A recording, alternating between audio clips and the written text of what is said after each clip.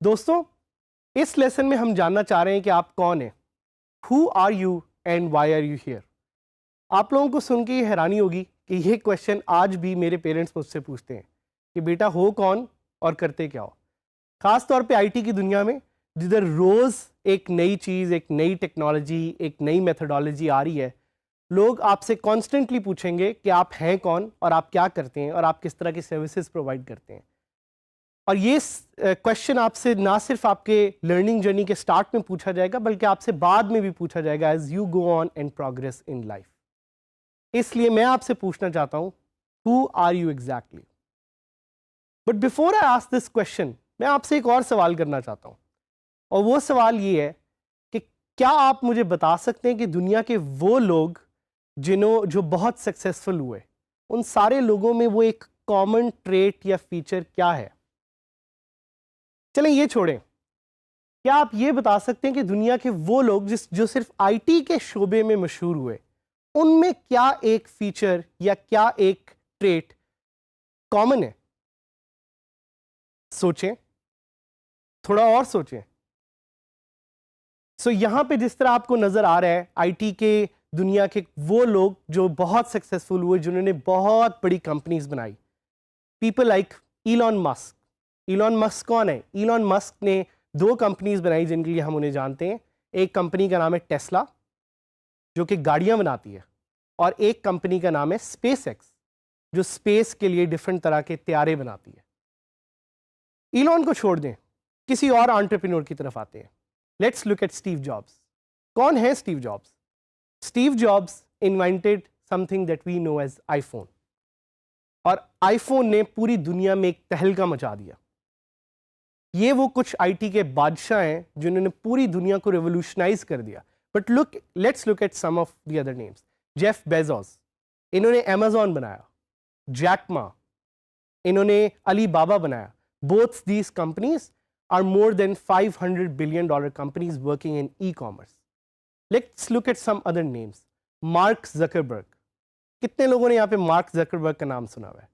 What is that one product that you use that mark created? It's Facebook. So question वही है कि क्या वो एक ऐसी चीज है जो इन सब लोगों में कॉमन है? क्या ये एक तरह के कपड़े पहनते हैं? क्या ये एक तरह का खाना खाते हैं? क्या सबको बर्गर पसंद है? क्या ये एक तरह की घड़ी पहनते हैं? या क्या ये एक तरह की गाड़ी चलाते हैं? आई होप अभी तक आप लोगों ने इसके बारे में सोचा होगा, and you must have an answer. But the real answer to this is that they all have an objective, they all have a goal. Objective का लाइफ में होना बहुत ज़रूरी है, क्योंकि ऑब्जेक्टिव से आपको पता लगता है कि आपने कहाँ जाना है। और ये सारे सक्सेसफुल एंटरप्रेन्योर्स का हमेशा शुरू से एक क्लियर एंड क्रिस्प ऑब्जेक्टिव था, और हम चाह रहे हैं कि इस कोर्स में आप भी अपना एक क्लियर एंड क्रिस्प ऑब्जेक्टिव रखें। एक कहावत है कि an objective without a plan is a dream. तो यहां पे दो इंपॉर्टेंट चीजें जिनका आपने ख्याल रखना है। एक, ऑब्जेक्टिव इटसेल्फ, क्या वो चीज है जो आप अचीव करना चाह रहे हैं, and the second one is the plan. ये ऑब्जेक्टिव बेशक वो इस कोर्स को सीखने का है, बेशक वो पैसे कमाने का है, जो भी आप ऑब्जेक्टिव सेट करते हैं, उस ऑब्जेक्टिव को अचीव करने के लिए किस तरह से आप प्लानिंग करेंगे और किस प्लान के तहत आप उस ऑब्जेक्टिव को अचीव करेंगे। इसका एक सीक्वेंशियल प्रोसेस है जो स्टार्ट होता है गोल से। सबसे टॉप पे आपका गोल है, आपका एक 5 ईयर गोल। आप क्या अचीव करना चाह रहे हैं उस 5 ईयर गोल में। Then comes the objective part, कि आप उस गोल को अचीव करने के लिए अपना एक क्या ऑब्जेक्टिव सेट करेंगे। इसके बारे में सोचना बहुत जरूरी है। The third one is the strategy. Objective तो आपको पता है कि क्या करना है, बट आप उसे करेंगे किस तरह, और किस तरह से आप अपनी सर्कमस्टांसेस को और अपने हालात को चेंज करेंगे to achieve your objective. And the fourth most important part, tactics and the tools. So these tactics and tools are the functional components that you will use to achieve your objective. और ये sequential process जो आपको नजर आ रहा है, this will help you become a successful entrepreneur or a successful freelancer. Your objective is your choice, but having an objective is very very important. Objective आप बेशक जो मर्जी रखें, लेकिन ऑब्जेक्टिव रखना लाजमी है। इसकी एक सिंपल सी एग्जांपल लेंगे कि अगर आप अपने घर से बाहर निकलते हैं और आप डिसाइड करते हैं कि आज शहर की तरफ आप जाएंगे, बेशक गाड़ी में जाएंगे, बेशक आप अपनी मर्सिडीज़ में जाएंगे या मेहरान में जाएंगे, या बेशक किसी मोटरसाइकिल पे जाएंगे, आपको पता होना चाहिए कि आपने जाना कहाँ है।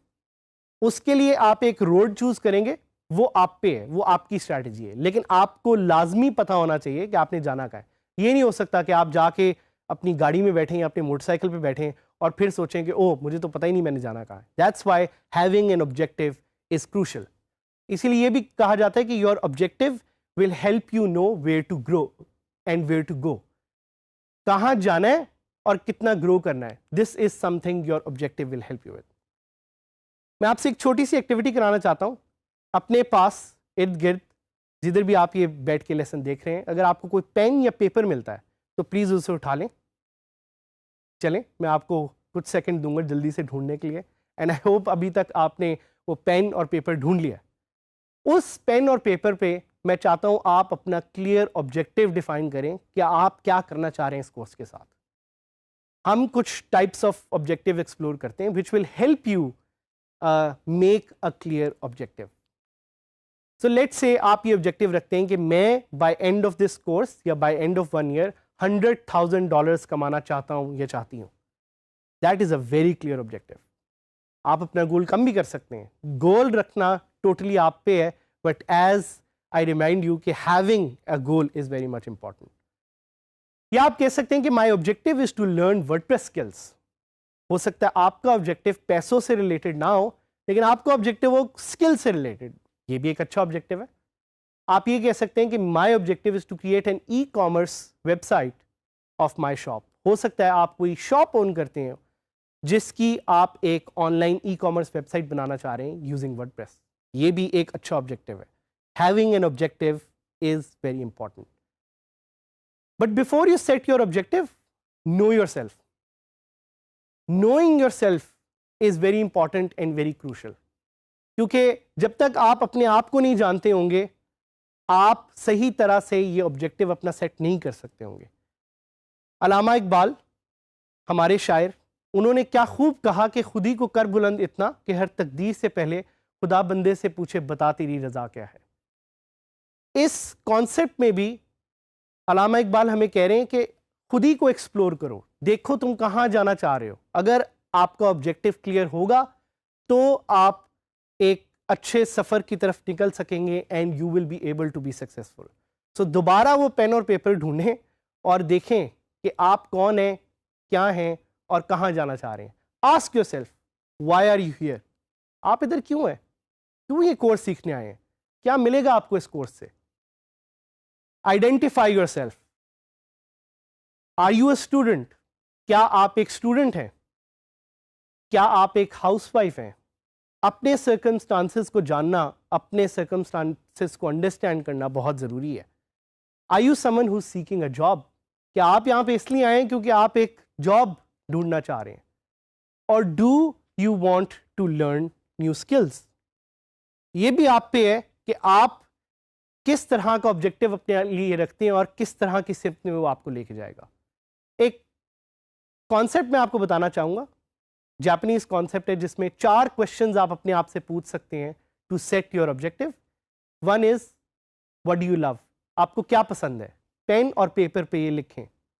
What are you good at? क्या एक ऐसी स्किल है या चीज़ है जिसका आपको शौक है, जो आप करना चाहते हैं? What do you need right now? क्या चीज़ें आपको चाहिए अपने आप को सक्सेसफुल करने के लिए? And the 4th and final question, what can you be paid for? आप अपनी सारी स्किल्स, अपनी ये सारी चीज़ें जो आप सीख रहे हैं, इनसे कैसे पैसे बना सकते हैं। ये जापानीज कॉन्सेप्ट है इकिगाई। इसको प्लीज़ जाके सर्च करें, इस पर थोड़ा सा रिफ्लेक्ट करें और हमारे फेसबुक ग्रुप डिजिटल स्किल्स के उधर जाके इसके बारे में पोस्ट करें।